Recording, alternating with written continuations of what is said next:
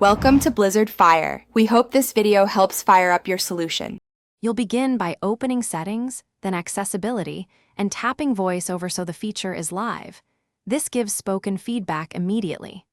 Once done, enable the toggle and pick rotor items for quick navigation, because the rotor controls what VoiceOver reads. Make sure to connect a Bluetooth keyboard if you prefer typing shortcuts.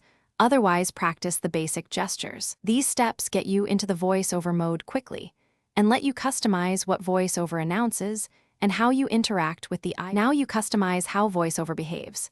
Go to speech to change rate and voice so you hear natural pacing, because too fast speech hinders comprehension. Next, configure the rotor to include items like headings or links.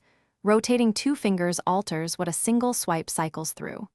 Then assign or edit gestures for actions you use most often, and, if needed, pair a braille display or enable speech commands. These detailed settings make navigation efficient and tailored to your workflow.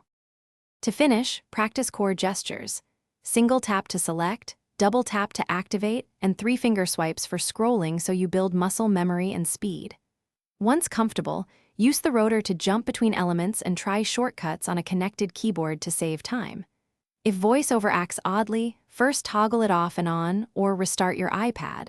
That clears transient bugs.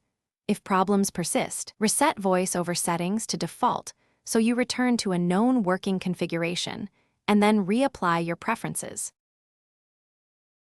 Thanks for watching. If you found this helpful, don't forget to like and subscribe.